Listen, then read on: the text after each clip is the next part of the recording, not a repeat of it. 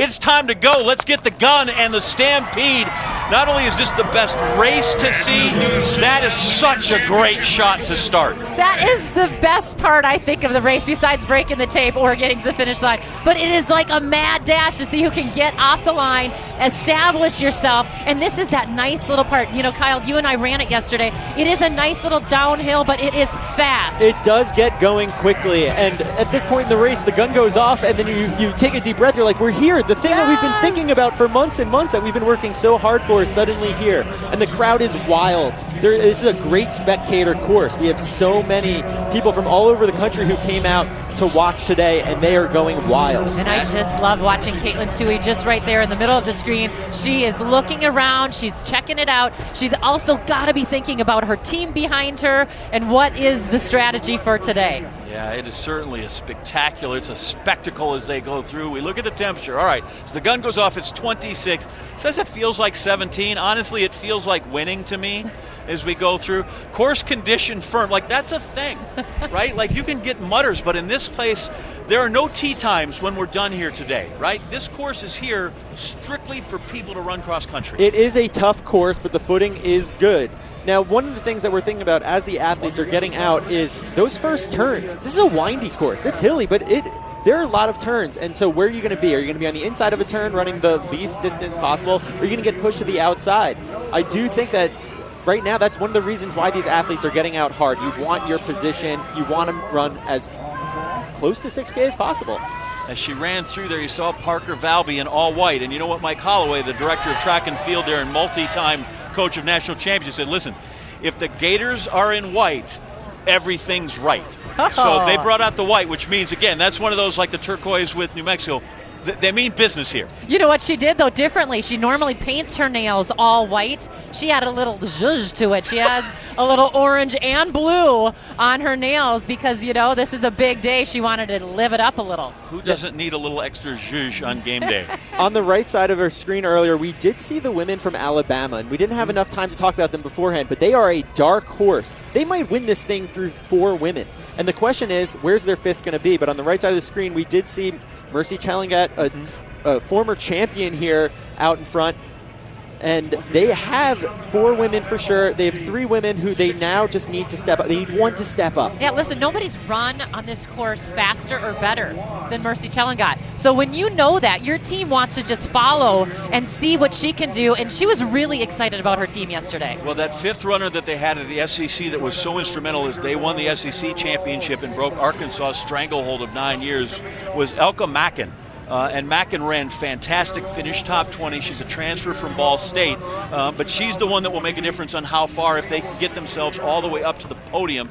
Dan Waters, the head director in track and field there in Tuscaloosa, says so, and Will Palmer, who he gives all the credit to for creating the culture and the recruiting of everybody on that women's team, he thinks as well that that's certainly a podium team and they might be undervalued.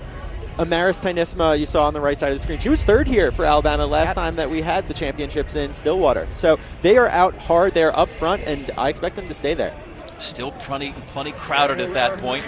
And so you guys are used to running up front, but tell me what that crowd is like in there, man, because it's not usually a contact sport, but there's a lot of knees, spikes, and elbows. I just love it. You know, we were here as a team when Villanova won with me as a senior, actually, and it is so much fun to try to figure out where your team is, making sure you stay in that tight pack, especially when you are a team that needs to keep that pack close. You know, some of these teams have great individuals and then they have a little bit of a gap and then they have their 3, 4, 5. Well, there's a lot of teams right here that are all good, and multiple teams have multiple people that can win individually. I can see from the drone shot right now, someone that we expected to be up front is already there, Parker Valby. Yep.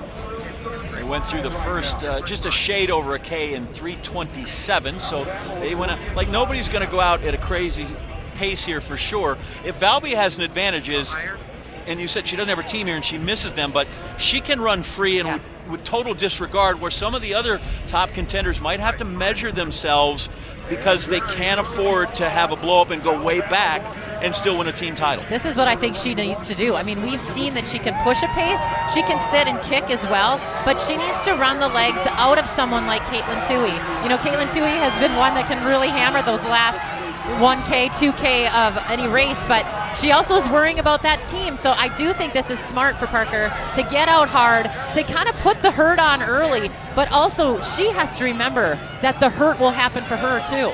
You know what else puts the hurt on these people other than the other runners? Those hills. And everybody running here is aware of those hills. One athlete that I saw up front early, Elise Stearns out of NAU. She was the Big Sky champion. She was second in the regional meet. She's from a very talented high school athlete out of Hellgate. She's come in, she's made an immediate impact on that NAU women's program. We've seen, we talk about the men's dynasty. The women are on the up and up. Yep, they are. And that's Mike Smith said that's his big goal, is to get these women up on a podium. So as you see them there, they survive that first big hill. They get to go downhill again, but listen, at this place, there's always another hill. Parker Valby starting to make a little.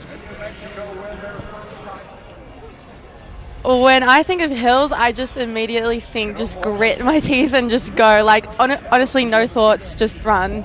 That's all you got to do. We have a lot in Morgantown, so I'd say you're kind of used to seeing them around and just on your regular runs, but I think, it makes this cross-country course interesting. And yeah, I guess hills for the Vills. I'm excited. Yeah. I like the hills, so I'm ready for it. Does anybody really like hills? Like, that sounds great. But at 5K, or when they go up that final one at 5,600, like, nobody likes hills. You like it if you're doing it quicker than everyone else. And you're getting up. They're all bigger than you, by the way. That's the other thing. There's not a hill that's smaller than you. I liked, Kyle, what you had to say, and I want you to talk about it, because we saw Parker Valby get out here fast, but we also saw on the first shot where she kind of was away from the group. Talk about the tangents that you and I saw on the course. The advantage of being up front is you get to choose what path you want to run. Right now, Parker Valby, now 10, 15 meters already in front of the rest of the pack.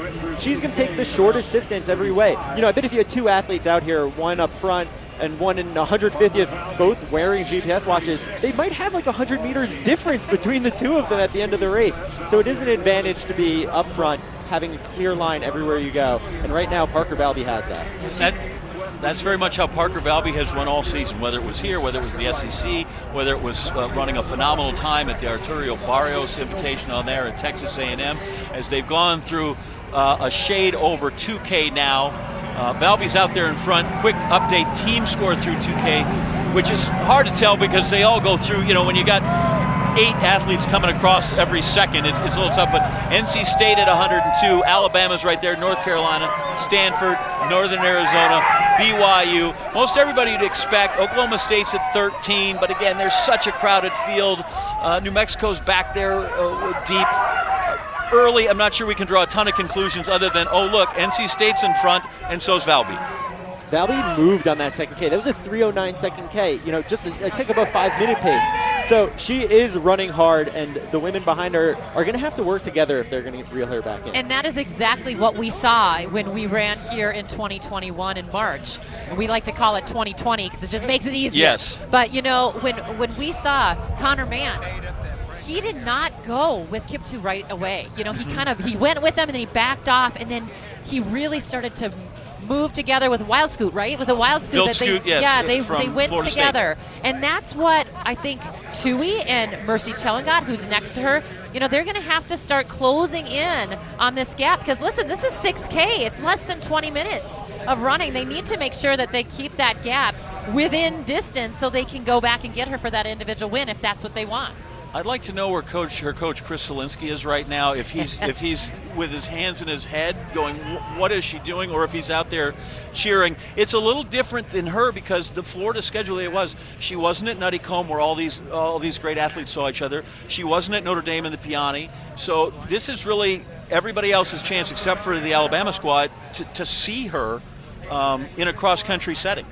Yeah, it's just a different athlete, right? I mean, a lot of people know that she runs 3-4 times a week. She cross-trains a ton.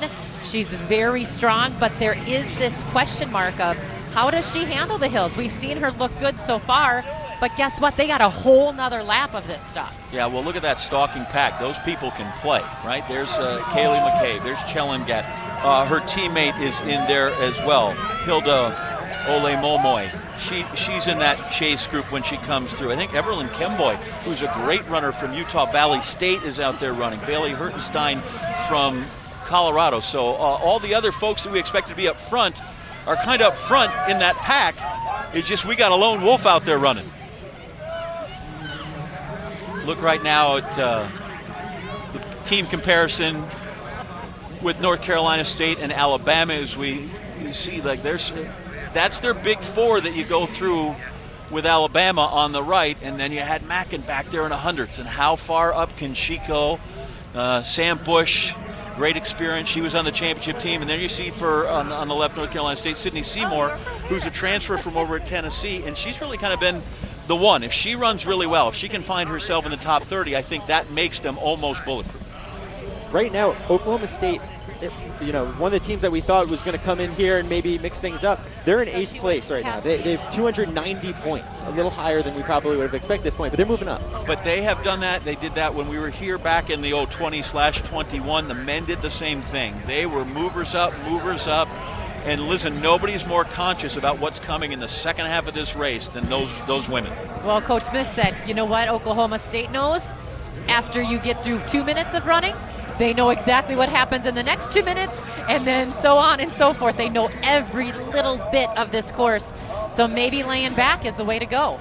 We talk so much about the accolades that Tuohy came in with from high school and how good she was. Natalie Cook comes with a resume out of Flower Mound, Texas, that's also really, really impressive. A freshman runner here for the Cowboys, and we kind of. Some freshmen excel here. Most get swallowed up, but there are the occasional freshman that comes into this race and runs well. Well, when you have a Taylor Rowe on your team who's won an individual championship at indoors, she knows how to be the best in the country. You follow what she does. You listen to every word that she has to say, and she is such a great person to have on this team. She's soft-spoken. At times she doesn't seem real confident, but I think that she runs confidently, and they are so excited to be able to have her as their leader, and they obviously have a great one there. But Parker, 18th as they come through, as they look at that, and there's if right now it looked like boom, there's Tuohy winning, but Valby's way out in front. How unique is this? Like, this is a strange setting for Tuohy because she doesn't usually have to chase people down, so this is a little different racing dynamic for her. Parker's been taking races out, going hard, challenging anyone to come with her, whereas Katelyn's been in a lot of tactical races. A lot of her races go out slow. People are intimidated to be racing Katelyn Tuohy, and so they kind of key off of her. It seems like Parker is not intimidated, and now Katelyn has to go work twice as hard to do this all by herself. Yeah, nobody should be surprised at all at what Valby has done in terms of going to the lead and going out hard. I think maybe people are surprised that she's kind of gapped the field at this, and can she hang on? I don't know, but boy, for 5,000 meters almost, she's the bomb. These two had a great battle last year in the outdoor season, the 5K. And in that middle part of the race, around 3K, 4K, when it hurts the most, that's when Valby was making her move. And she admits, I don't have a great kick. This is how she runs her best. Katelyn historically has had the better kick. So this is going exactly as you would have maybe marked it up on paper beforehand, but it does seem like Katelyn's starting to reel her back in as they approach 5K. I really thought Parker Valby needed to push hard to go for it. And Chris Solinsky. Solinsky is such a legend in sport, but Tuohy is making these turns, and she's really using those turns and using the hills. She said hills pays the bills, right? Like, she loves hills, and she's got to get going on them, but you can never underestimate her last K. She needs to get within striking distance, and then if she's in closing distance, I think with that final K, she is the one to beat. She is 5 seconds back now, but on screen it looks like it's slowly, reeling her in. She's coming, and the Jaws music is playing in the background. Oh gosh. Yeah, we're into the final K now, and I don't know. You look at that, and Valby, I don't know that she's necessarily laboring as much as Tuohy's actually really stepped up her pace and chased. I would guess that Valby, yes, might be slowing a bit in those, but this is really Tuohy being relentless at this point. This race is not necessarily going to be decided in the last 100. About 300, 400 meters out, there's that hill. That is where we've seen it decided in the past, and right now it's happening. This it's happening. Is it. How quickly can you close this gap? We're going to the arms, and it's about getting up the hill and then taking 5 hard steps off of it so that the momentum really picks back up immediately. Yeah, it'll be interesting to see what she does here now, John. She's going to get up on Parker's shoulder, it looks like. Will she blow by her? Will she settle back in and get up to that final turn where she has about 200 meters to go? This is really exciting right here. quick look at the top two teams there, NC State and Alabama. And there's Elka Mackin back in 138th and Sydney Seymour 96. So those are the places right now that are kind of determining the difference. The 5th place runner, Seymour, as we said, the transfer, but both those guys have gone back a little backwards. And now we're really close up here at front because Tuohy's got her in her sights and she's about to go by. You have to demoralize her. If you're going to make a pass, you got to go. You got to make it hard. Don't let her think that she has a chance to come back and respond. But Parker now suddenly realizes this is a race. How do I latch on and make this thing a final sprint? One final little push up the hill, and then it's all downhill coming home. Yeah, that last 200 meters. And normally I would say, right, you go by them and they're buried, but it happened a couple years ago, right, when Cheserek got past and came back and you were stunned. The name escapes me, the runner from Texas Tech, who I thought for sure, who thought, oh, you got him. And Ches came back with some fight, but Tuohy's clearly here, overpowered her, and I don't know that they're going to go up this last incline here. It's not as much of a hill, it's this gradual incline for about 200 meters. Then it's like a lot of things how you give directions here in Oklahoma. Get to the tree and take a right. and then she's all downhill right to our broadcast position. This is the most decorated high school cross-country runner of all time. The number of athletes who have done it in high school and then come here to the NCAA championships and won, it's a handful, very few. You know, you count it on one hand. Yeah. And here comes Katelyn Tuohy. She's just a couple hundred meters away from making it happen. And I don't think we fault Valby at all. She's run the race. She's run all year. So people might go, oh, look, she came out and she didn't get it. Like, that's how she was going to run this race forever, and it's worked so much here, so she's been terrific. She did great, but you know what? The last person that won from NC State individually was from 1985, Susan Tuffy. What an exciting day for Katelyn Tuohy. So here comes Katelyn Tuohy. She's going to come through and be the individual champ for the 2022 cross-country championships. She's got the low stick. Will her team follow? Valby's going to come through just behind in second. A great run for her. And now we've got Camille for NC State. So that's 1-2, as Kyle will count them up for you. That's 1-2 as she comes through. And here comes Stearns. Great race for 4th place. She comes through. Omomoy for Alabama. Tynesma as well. So Chelangat in her last race, not quite what she expected, but she's still good. She'll come just behind. Taylor Rowe crosses. More NC State. There's Chelangat that comes through. She got beat by Flomena Asacol as well for her teammates. So Alabama's first 4 come through. Unbelievable. As we look at the team race, it's just going to be where is Mackin? How many people can she pass in that final straightaway? Here comes there's 3 from New Mexico across the line at the same time as they're kind of in the lead right now, depending. New Mexico 140 points. Will that be enough? They have 5 runners in. They're the first 5 across is New Mexico. Now, where does Alabama, where does NC State put theirs up?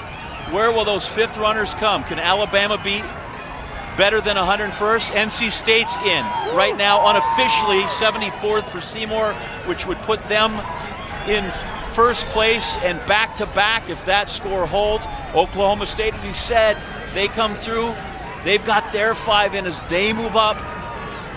Oklahoma State, we said, they're steady. They keep coming through.